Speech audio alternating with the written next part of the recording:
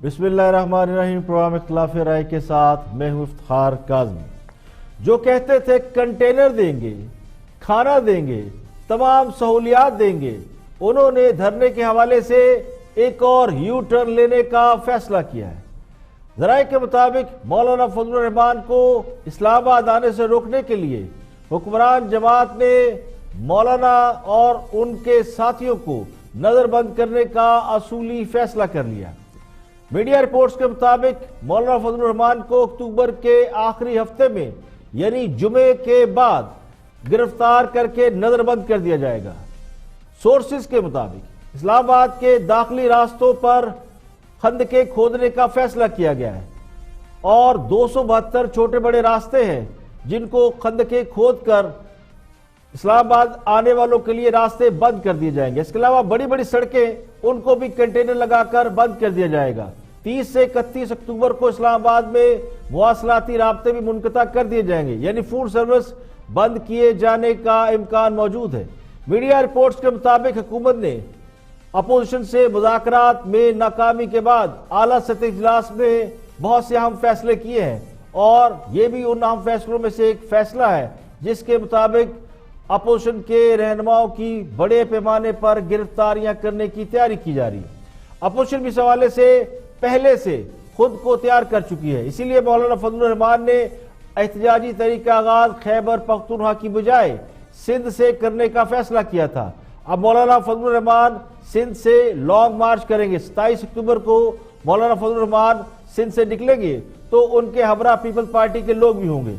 अब सवाल यह कि अगर हुकूमत ने मौलाना फजलुर रहमान को गिरफ्तार करने का फैसला कर लिया है तो फिर इसे उन्हें कहां से गिरफ्तार किया जाएगा, और अगर हुकूमत ने अपोजिशन को धरना ना देने या लॉन्ग मार्च ना करने, अभी तो मौलाना ने धरने की बात नहीं की और धरने का जो मामला है वो बिल्कुल अभी क्लियर नहीं है, इसके बावजूद कि अपोजिशन ने ये ऐलान कर रखा है कि 27 अक्टूबर को वो यौम यकजहती कश्मीर के लिए रैली निकालेंगे तो उन्हें गिरफ्तार करने की तैयारी की जा रही है। अब इस सारे मामले को यू टर्न नहीं समझा जाएगा तो और क्या समझा जाएगा।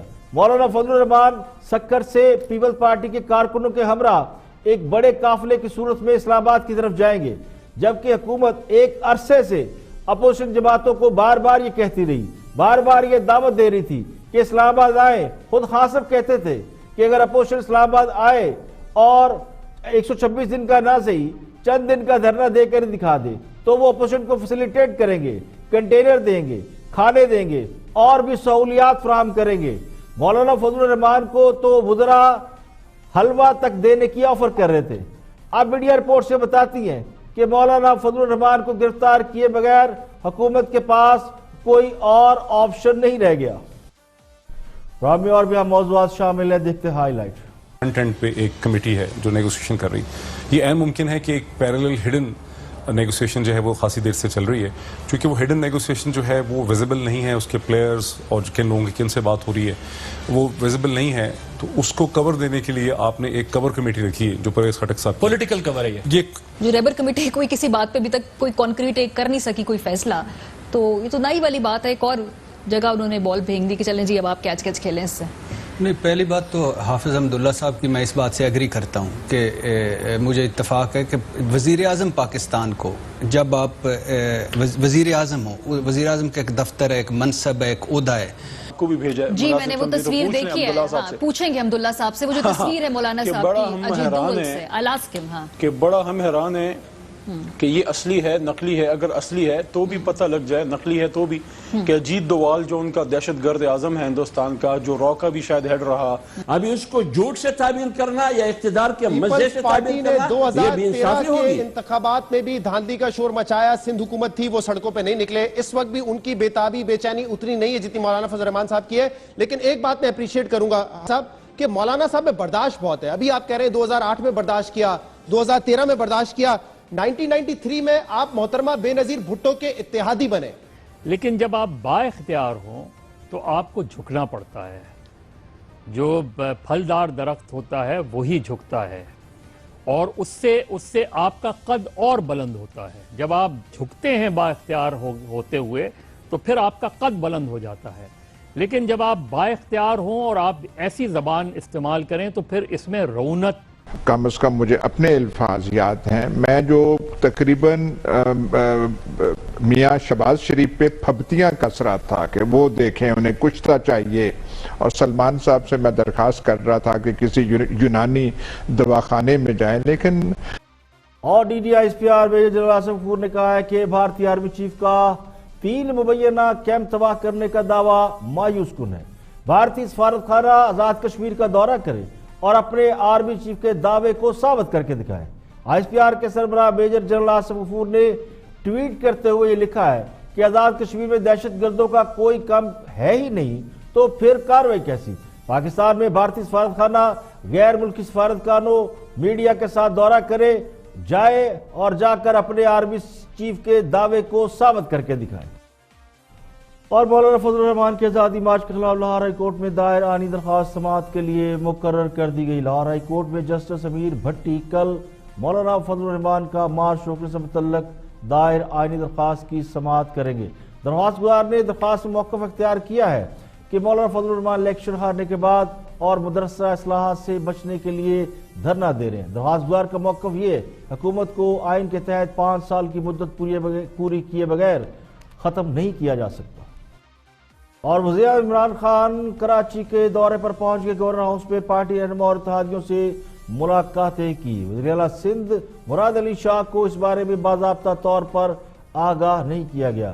وزیر اعظم ایک روزہ دورے پر کراچی پہنچے تو پی ٹی آئی اراکین سندھ اسمبلی سے انہوں نے ملاقات کی اور قانون سازی پر انہیں بریفنگ دی گئی۔ ایم کیو ایم کے 6 رکنی وفد نے بھی پرائم منسٹر سے ملاقات کی۔ وزیر اعظم عمران خان کی زیر صدارت گورنر ہاؤس میں سندھ انفراسٹرکچر ڈیولپمنٹ کمپنی کے اجلاس میں وفاق کے زیر انتظام کراچی میں جاری منصوبوں پر پیش رفت کی رپورٹ پیش کی گئی۔ اس کے علاوہ وزیر اعظم نئے پاور اسٹیشن کا ہب میں افتتاح کریں گے۔ چین کے تعاون سے 1320 میگا واٹ کا پاور اسٹیشن ہب میں بنایا گیا ہے۔ صدارتی ریفرنس کے خلاف جسٹس قاضی فائز عیسیٰ کی درخواستوں پر سماعت کرنے والا سپریم کورٹ کا فل بینچ تحلیل ہو گیا۔ سماعت کے آغاز پر جسٹس عمر عطا بندیال نے ریمارکس دیے کہ بینچ کے رکن جج جسٹس مظہر عالم میاں خیل ذاتی وجوہات کی بنیاد پر سماعت کے لیے دستیاب نہیں، اس لیے ان کی عدم دستیابی کے باعث بینچ تحلیل کر رہے ہیں۔ نئے بینچ کی تشکیل کے لیے معاملہ چیف جسٹس پاکستان کو بھیج رہے ہیں۔ جسٹس قاضی فائز عیسیٰ کے وکیل منیر ملک نے عدالت سے استدعا کی اگر فل کورٹ بنانا ہے تو عدالت عظمیٰ کے تمام فاضل جج صاحبان کو اس میں شامل کیا جائے، جس پر جسٹس عمر عطا بندیال نے ریمارکس دیے کہ یہ ہماری ثوابدید ہے کہ کس کو بینچ میں شامل کرنا ہے۔ نیب نے معیشت کی بہتری اور تاجروں کی شکایت کے ازالے کے لیے کمیٹی قائم کر دی ہے۔ نیب کی جانب سے جاری اعلامیے کے مطابق ملک کی معیشت میں بہتری اور تاجر برادری کی شکایت کے ازالے کے لیے 6 رکنی کمیٹی قائم کی گئی۔ کمیٹی میں افتخار علی ملک، داور خان، اچکزئی، عاطف باجوہ، انجم نثار، سکندر مصطفیٰ اور جمیل یوسف شامل ہوں گے۔ یہ کمیٹی تاجروں کی شکایات اور سفارشات چیئرمین نیب کو پیش کرے گی۔ کمیٹی کی سفارشات چیئرمین نیب کی سربراہی میں 3 رکنی کمیٹی کو پیش کی جائیں گی، جہاں کمیٹی ہر سفارش کا جائزہ لے کر اس کے حوالے سے فیصلے کرے گی۔ اور سب سے پہلے بات کرتے ہیں مولانا فضل الرحمان کے دھرنے کے حوالے سے حکومت کا ایک اور پوائنٹ آف ویو سامنے علی محمد گفتگو کر رہے ہیں۔ سوال یہ ہے، میں دیکھتے ہیں کیا فرماتے ہیں۔ حکومت تو چاہتی ہے کہ ڈسکشنز ہوں، دونوں طرف پولیٹیکل فورسز ہیں، فضل الرحمان صاحب کی بھی پولیٹیکل جماعت ہے اور خان صاحب کی ہماری بھی پولیٹیکل، اور اس کے لیے سینئر ترین لوگوں کی کمیٹی بھی بنا دی گئی ہے۔ لیکن کانٹرڈکشنز ہیں۔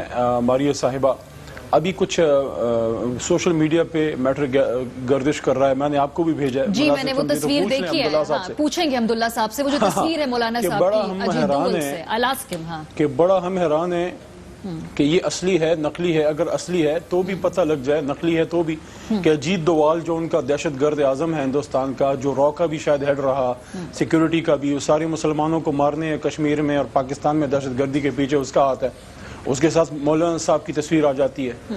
پھر جناب وہ ایک ویڈیو بھی گردش کری ہے جس میں مولانا صاحب پیپلز پارٹی اور نون لیگ کو باقاعدہ کرپشن میں مورد الزام ٹھہرا رہے ہیں، تو پھر کرپٹ لوگوں کے ساتھ جو ان کے بقول کرپٹ ہیں نکل کے کیا مارچ کریں گے؟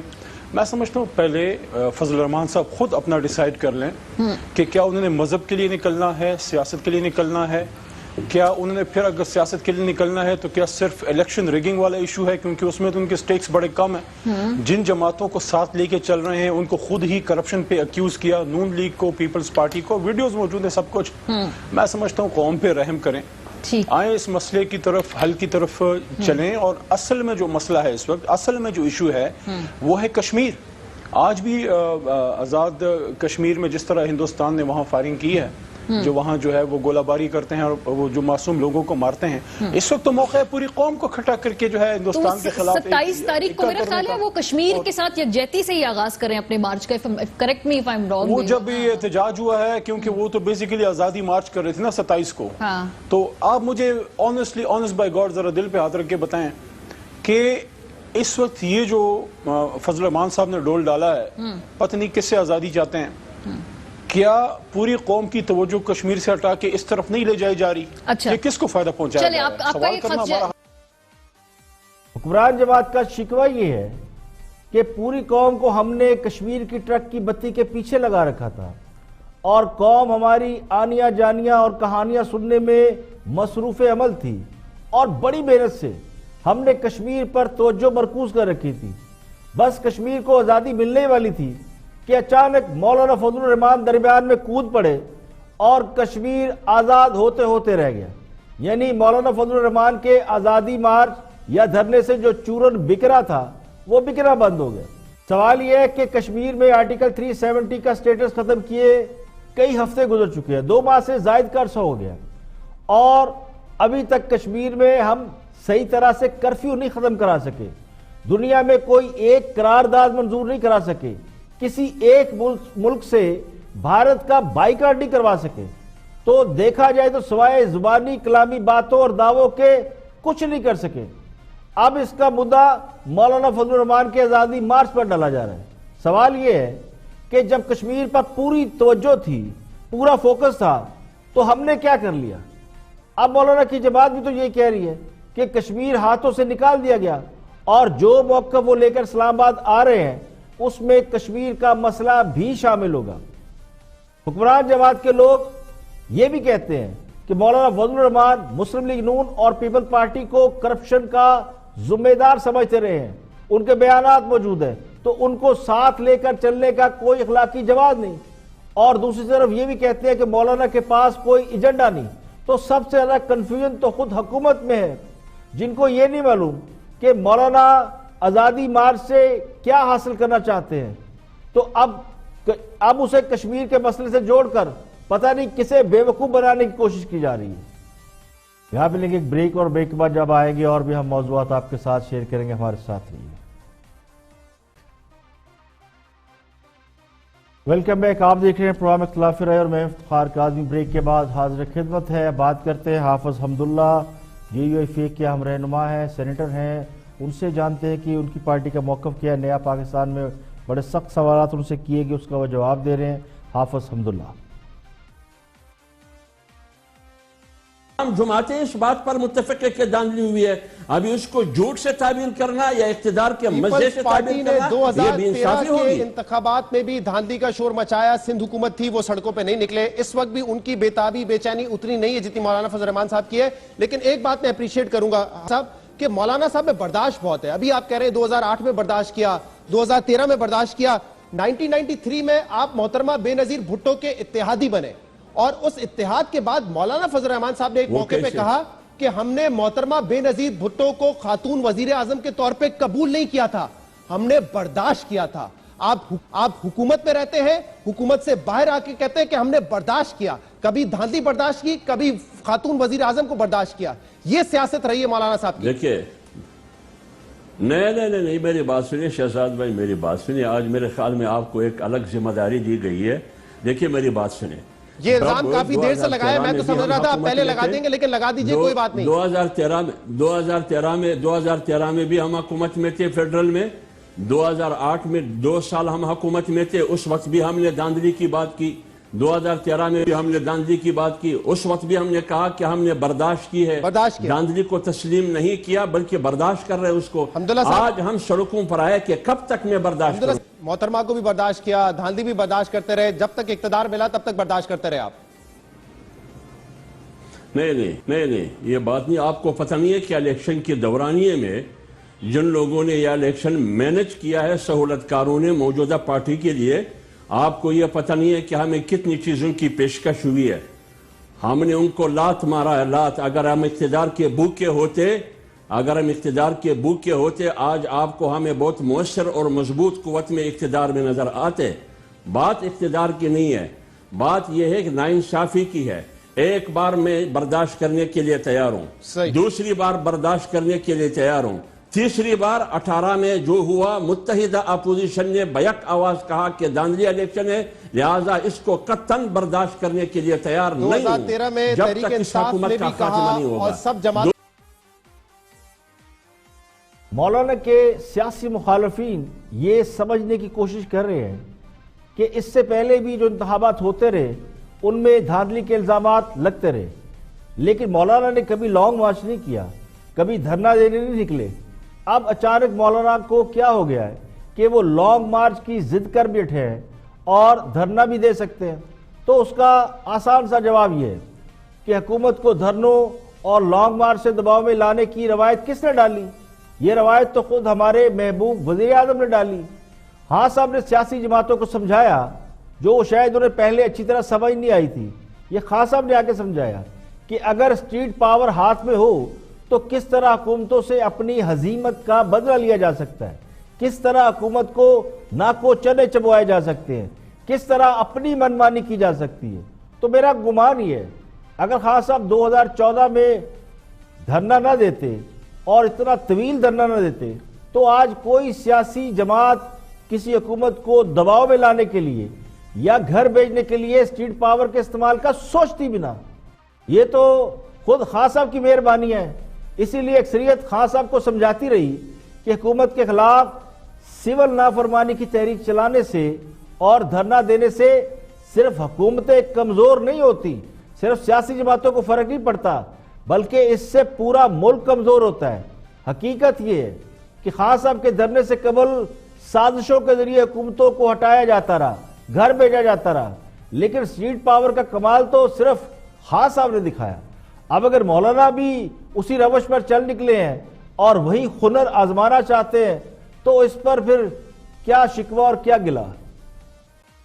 آگے بڑھتے ہیں اور ایاز امیر گفتگو کر رہے ہیں تھنک ٹینک میں, اپنا تجزیہ دے رہے ہیں مولانا فضل الرحمان کے لانگ مارچ کے حوالے سے مسلم لیگ نون کی اسٹریٹجی کے اوپر. واچ ایاز امیر.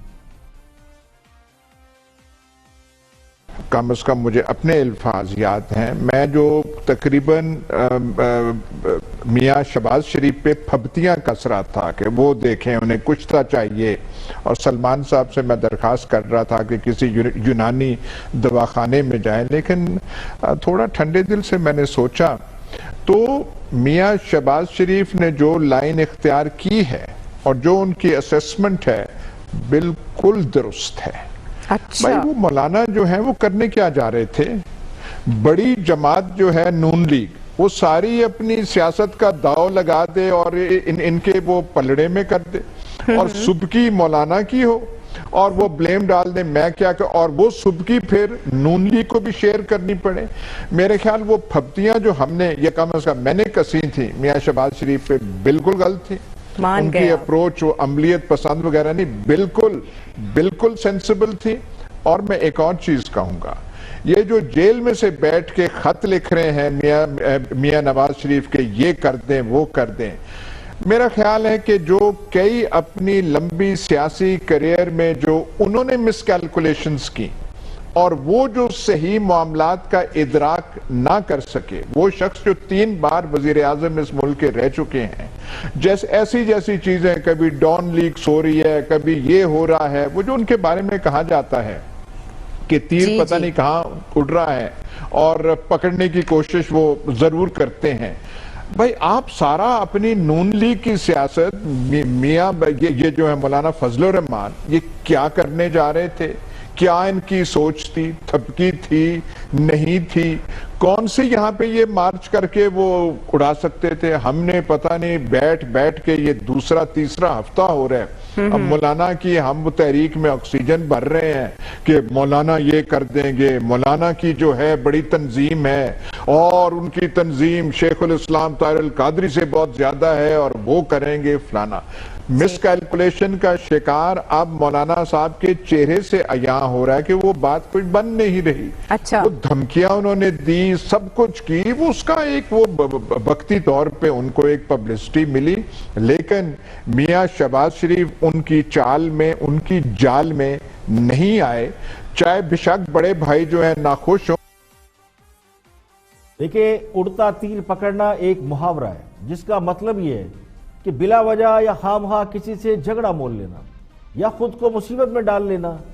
نواز شریف پر یہ الزام ہے کہ وہ اڑتا تیر پکڑنے کے شوقین رہے ہیں، بیٹھے بٹھائے مصیبت مول لیتے ہیں، ہر بار ان کا کسی نہ کسی سے جھگڑا ہو جاتا ہے، بہت سے آرمی چیفز کے ساتھ ان کی نہیں بنی اور اس کا انجام ان کی حکومت کی رخصتی پر ہوتا رہا۔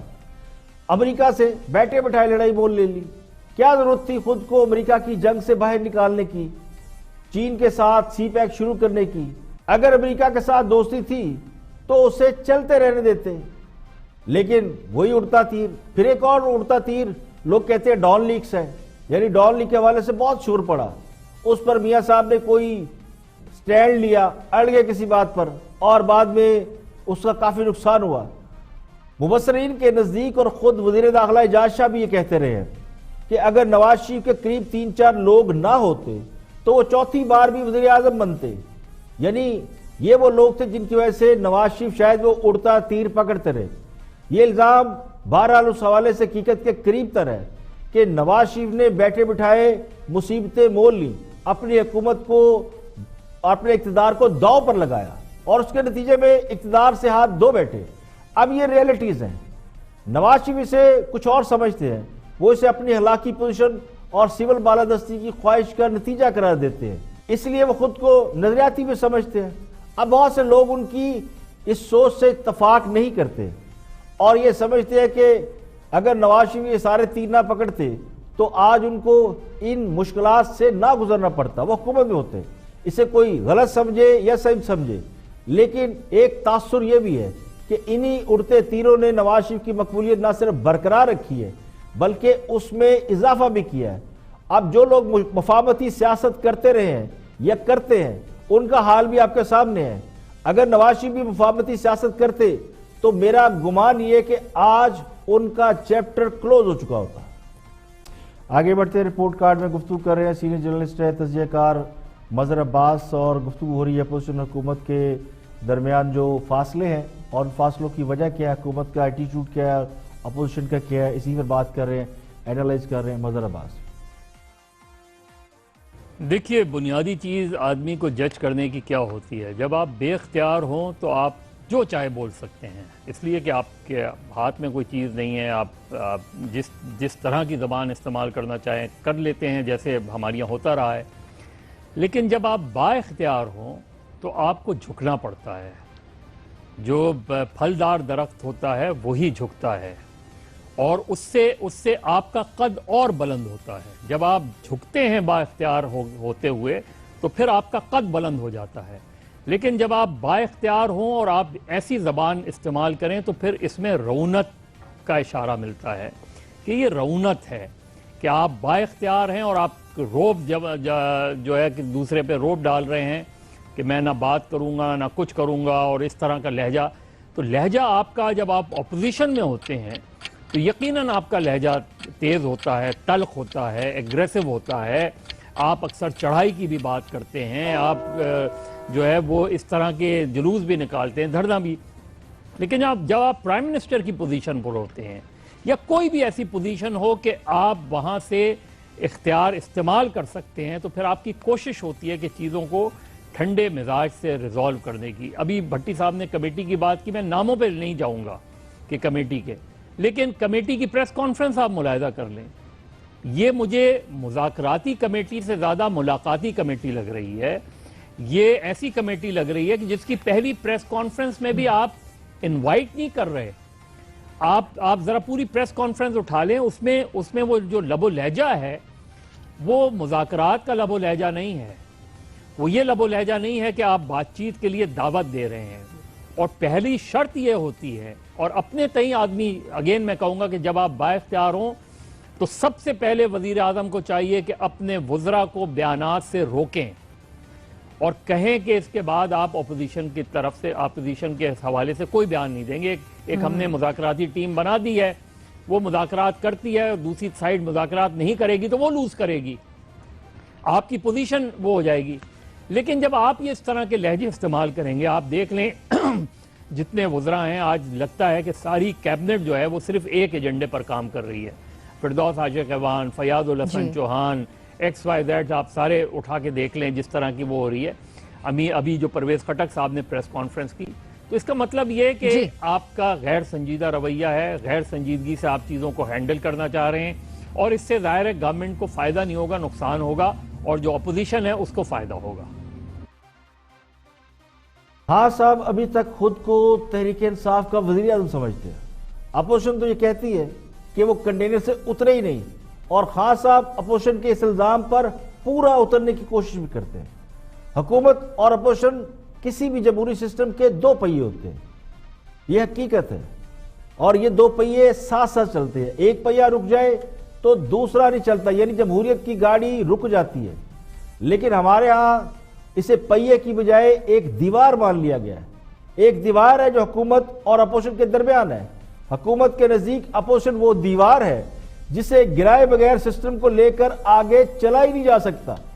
تو پھر اپوزیشن کے پاس اس کے سوا اور کیا چارہ رہ گیا کہ اگر پارلیمنٹ میں ان کو مقام نہیں ملا, ان کی نہیں سنی جا رہی, یا حکومت کے ساتھ ان کی نہیں بن رہی, تو پھر وہ سڑکوں پر نکل آئے. ہاں صاحب جب اپوزیشن میں تھے تو ان کے پاس کوئی اختیار نہیں تھا, تو انہوں نے اسٹریٹ پاور استعمال کی. اس کے علاوہ جو چاہے زبان استعمال کی, انہیں کسی نے کچھ نہیں کہا. اب وہ با اختیار ہیں, تحریک انصاف کے نہیں بلکہ پورے ملک کے وزیر اعظم ہیں. تو جو با اختیار آدمی ہوتا ہے وہ دینے کی پوزیشن میں ہوتا ہے, اس کا وہ عملی مظاہرہ نہیں کرتے. ان کے وزراء بھی انہی کے نقش قدم پر چلتے ہوئے نظر آتے ہیں. اپوزیشن کو رگڑنا حکومتی پالیسی کا, حکومتی اسٹریٹجی کا ایک نمایاں حصہ ہے. اب بڑا اہم سوال یہ ہے, وہ سوال یہ ہے کہ حکومت اگر اپوزیشن کو اس کی جگہ نہیں دیتی, اس کو انسان سمجھنے کی بجائے کیڑے مکوڑے سمجھتی ہے اور رویہ رونت والا ہے, تو اس کے بعد یہ توقع کیسے کی جا سکتی ہے کہ مذاکرات ہوں. حکومت نے مذاکرات میں لچک بھی نہیں دکھائی, نہ ہی مذاکرات والا رویہ اختیار کیا. پھر بھی یہ امید رکھی جائے کہ اپوزیشن بڑی کمزور ہے تو وہی ان کے پاس مذاکرات کے لیے آئے گی. تو مجھے یہ لگتا ہے اس پورے سسٹم کے اندر یہ جو کچھ ہو رہا ہے اس وقت, جو اپوزیشن کر رہی ہے, تو اس میں ایک پہلو یہ ہے کہ اپوزیشن اصل میں اپنی حقیقت کو بھی تسلیم کروانا چاہتی ہے, جو اب تک حکومت تسلیم نہیں کر رہی. یہاں پہ لیں گے ایک بریک, اور بریک کے بعد جب واپس آئیں گے اور بھی ہم موضوع آپ کے ساتھ شیئر کریں گے. ہمارے ساتھ رہیے گا. ویلکم بیک, آپ دیکھ رہے ہیں پروگرام خلاف رائے اور میں افتخار کاظمی. بریک کے بعد حاضر خدمت ہے, آگے بڑھتے ہیں. اور اینکر پرسن ہے, کبھی کبھی تجزیہ نگاری بھی کرتے ہیں, موہت پیرزادہ.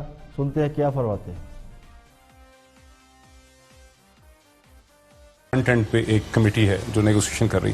یہ عین ممکن ہے کہ ایک پیرالل ہڈن نیگوسیشن جو ہے وہ خاصی دیر سے چل رہی ہے, کیونکہ وہ ہڈن نیگوسیشن جو ہے وہ ویزیبل نہیں ہے. اس کے پلیئرز اور کن لوگوں کی کن سے بات ہو رہی ہے وہ ویزیبل نہیں ہے, تو اس کو کور دینے کے لیے آپ نے ایک کور کمیٹی رکھی ہے جو پرویز خٹک صاحب. پولیٹیکل کور ہے یہ ایک پولیٹیکل کور ہے, تاکہ جب یہ اس کا کوئی ریزولوشن یا حل نکل آئے گا اور مولانا کے ساتھ کوئی بات ہو جائے گی اور مولانا کو کچھ مل جائے گا. مولانا کو بھی پتا ہے کہ وزیر اعظم نے استعفیٰ نہیں دینا, حکومت گھر نہیں جانے لگی. ایک ماحول ہوتا ہے, ایک سیاق و سبق ہوتا ہے, ایک کانٹیکسٹ ہوتا ہے. کوئی کانٹیکسٹ اس وقت ایگزسٹ نہیں کرتا. یہ جو کچھ بھی مولانا کا ہے وہ مولانا اس وقت ریلیونس چاہتے ہیں, امپاورمنٹ چاہتے ہیں. Muslim League P M L N کو بھی ریلیونس چاہیے تاکہ حکومت کے جو مسائل ہیں اس سے فائدہ اٹھا کے اپوزیشن پہلے سے زیادہ مضبوط نظر آئے, طاقت نظر آئے, تاکہ شاید ایک برس کے بعد یا 18 مہینے کے بعد وہ زیادہ ریلیونٹ رکھیں گے نا اپنے آپ کو, اگر ابھی ریلیونٹ نہیں رکھتے. سو وہ ریلیونس مولانا اچیو کر لیں گے 31 اکتوبر کے جلسے سے, اس کے بعد کچھ. اور یہ جو کمیٹی ہے ایک کوئی سلوشن اس کے نتیجے میں نکل آئے گا, جو سلوشن ادروائز ڈیسائیڈ ہوگا. مولانا کو جو کچھ چاہیے اس میں سے اگر مولانا کو 10 چیزیں چاہیے تو کوئی 4-5 ان کو مل جائیں گی. اس کے بعد یہ مسئلہ وقتی طور پر ڈیفیوز ہو جائے گا. مولانا کو ریلیونس مل جائے گی, گورنمنٹ کو پیس لا اینڈ آرڈر مل جائے گا. یہ کمیٹی ایک فرنٹ کمیٹی. اچھا لیکن مولانا کی سیاست میں ریلیونس تو بن چکی ہے، وہ جو ایک اب مزید بنے گی نا. اور آپ سمجھتے ہیں کہ جلسہ جب ہوگا یا اگر جو بھی جس سٹیج پہ بھی وہ جائیں گے اتنی بن جائے گی گورنمنٹ کو کچھ پوائنٹس ان کے ماننے پڑ جائیں گے؟ دیکھیں عمران خان کو نا آپ نے ابھی تھوڑی دیر پہلے کا ملا کچھ نہیں تھا 2014 میں جب ایک برس کا وقفہ آئے تھے، لیکن ہوا یہ کہ ان کو ایک ریلیونس مل گئی، انہوں نے اپنے ایک سپورٹ بیس کو زندہ رکھا، ان کو دکھایا کہ میں بہت بڑا فائٹر ہوں، میں عدالتوں میں گیا ہوں، میں ٹریبونلز میں گیا، میں سڑک پہ میں نے دھرنے دیے، میں 126 دن بیٹھا رہا. وہ جو نیریٹو ہے اس کو وہ 5 سال سے بیچ رہے ہیں کہ میں 126 دن آ کے بیٹھا رہا تھا، آ جائے کوئی 126 دن بیٹھ سکتا ہے وغیرہ وغیرہ. پھر 2016 میں انہوں نے پھر تھریٹن کیا نواز شریف صاحب کو. تو ان سب جو پولیٹیکل ایکروبیٹکس ہیں اس کے ذریعے عمران خان نے پی ٹی آئی کو ایکسپینڈ کیا، اس کی طاقت میں اضافہ کیا، اس کو زندہ رکھا، میڈیا سے تعلق رکھا، اسٹیبلشمنٹ کو دکھایا کہ میں ایک بڑا فعال وائبل پلیئر ہوں، جب بھی تبدیلی آئے گی سسٹم کی تو میں ایک وائبل پلیئر ہوں. اب مولانا P M L N Shehbaz Sharif جو ہیں وہ اپنے آپ کو وائبل دکھانا چاہتے ہیں اور مولانا نے پہلے راؤنڈ میں اپنی ریلیونس دکھا دی ہے. اب اور 8-10 دن میں ابھی دیکھیں اس وقت اپوزیشن میں سب سے زیادہ کم سیٹیں مولانا کی ہیں لیکن سب سے زیادہ بڑی ڈیمانڈ بھی انہیں کی ہے. ہاں تو مولانا نومبر کے پہلے ہفتے میں کہیں زیادہ مضبوط لیڈر کی حیثیت سے ایمرج کر رہے ہیں. دیکھیے حکمران جماعت اور ان کے جو ہم خیال ہیں وہ یہ تاثر دینے کی کوشش کر رہے ہیں کہ مولانا کو وہ لوگ سمجھا رہے ہیں جو لوگ سمجھانے کی طاقت رکھتے ہیں اور وہ سمجھا لیں گے. یہ بھی مان لیا گیا ہے انڈائریکٹلی کہ حکومت کی طرف سے مذاکرات کی آفر اور کمیٹی کی پیشکش پس پردہ ہونے والے مذاکرات کو کور دے رہا ہے. یعنی ہاتھی کے دانت کھانے کے اور ہیں اور دکھانے کے اور ہیں. حکومت کے حمایتی جو میڈیا ہے وہ یہ سمجھتا ہے کہ مولانا کا لانگ مارچ یا دھرنا صرف اہمیت حاصل کرنے کے لیے اور 2-4 مطالبات مولانا کے مان لیے جائیں گے، اس کے بعد حکومت کو رخصت کر دیا جائے گا اور ان کی سیاست پھر سے زندہ کر دی جائے گی. اب مجھے یہ لگتا ہے کہ چونکہ یہ ایک ہی طرف سے سوچ آ رہی ہے، یہ خاص طبقہ جو اپنے طریقے سے سوچتا ہے، تو یہ محسوس کی جا سکتی ہے جن کے نزدیک مولانا فضل الرحمان صرف مفادات کی سیاست کر رہے ہیں اور خان صاحب کی طرح دھرنے سے اپنی سیاسی اہمیت تسلیم کرانا چاہتے ہیں. یعنی جو 30 سال سے 35 سال سے سیاست میں ہے آج انہیں اپنی اہمیت تسلیم کرانے کے لیے دھرنے کی ضرورت پڑ گئی ہے. جبکہ عمران خان صاحب نے جو دھرنا دیا تھا اس کو مولانا فضل الرحمان کے دھرنے سے کمپیئر نہیں کیا جا سکتا. خان صاحب نے جب دھرنا دیا تھا تو اس وقت ان کی جماعت پاپولر ہو رہی تھی، وہ ایمرجنگ پارٹی تھی، لوگ زیادہ واقف نہیں تھے ان کے پاس، تو الیکشن میں کھڑے کرنے کے لیے امیدوار تک موجود نہیں تھے. الیکٹیبل اس کے بعد آئے. اس کے برعکس مولانا کی سیاست سے تقریباً ہر پاکستانی واقف ہے، وہ ایک طویل عرصے سے سیاست میں ہے. تو حکمران جماعت یہ تاثر دینے کی کوشش کر رہی ہے کہ مولانا صرف اپنے مطالبات منوانے اور 2-4 مطالبات منوانے جن میں شاید پاور شیئرنگ ہو یا ان کی کوئی پولیٹیکل ریلیونس مان لی جائے تو اس کے بعد انہیں واپس بھیج دیا جائے گا. تو میرا خیال ہے اسے سطحی سوچ سمجھا جا سکتا ہے، یا پھر یہ اسی طرح کا ناڑی پن ہے جس کے بارے میں کہا جاتا تھا کہ حکومت ابھی سیکھ رہی ہے. تو بہت سے تجزیہ نگار بھی مجھے لگتا ہے بھی سیکھ رہے ہیں. ارشاد بھٹی گفتگو کر رہے ہیں. سوال یہ ہے ہمیں اور کنفیوز ہے کسی حوالے سے، دیکھتے ہیں کہ کس بات پہ کنفیوز ہے. لیبر کمیٹی کو بیچ میں انوالو کرنے کا مجھے جو امپریشن جاتا ہے وہ تو ہے کہ پھر نہ ہی کرنے والی بات ہوئی نا. مطلب جو لیبر کمیٹی کوئی کسی بات پہ ابھی تک کوئی کانکریٹ کر نہیں سکی کوئی فیصلہ، تو یہ تو نہ ہی والی بات ہے. ایک اور جگہ انہوں نے بال پھینک دی کہ چلیں جی اب آپ کیچ کھیلیں اس سے. نہیں، پہلی بات تو حافظ حمداللہ صاحب کی میں اس بات سے ایگری کرتا ہوں کہ مجھے اتفاق ہے کہ وزیر اعظم پاکستان کو جب آپ وزیر اعظم ہو، وزیر اعظم کا ایک دفتر ہے، ایک منصب ہے، ایک عہدہ ہے، اور آپ کو یہ نہیں کہنا چاہیے کہ ڈیزل اور یہ نہیں کہنا چاہیے، یہ ان کو زبان نہیں دی. یعنی آپ 30% نے آپ کو ووٹ دیے، آپ باقی 70% کے بھی وزیر اعظم ہیں، آپ مائی باپ ہیں، اس وقت آپ اس دفتر میں ہیں، اللہ نے آپ کو بڑا منصب دیا ہے اور اس وقت یہ نہیں کرنا چاہیے. دوسری ان کی یہ بات بھی ٹھیک ہے کہ وزراء کی لینگویج میں بھی اس میں ایگری نہیں کرتا کہ جب آپ کرنا کیا چاہتے ہیں پہلے تو آپ بھی کلیئر ہو نا. آپ نے لڑنا ہے، ٹھیک ہے، فائن. اگر آپ نے دھمکی دھمکیاں دینی دے لیں. اگر آپ نے صلح کرنی ہے تو صلح والا ماحول بنائیں.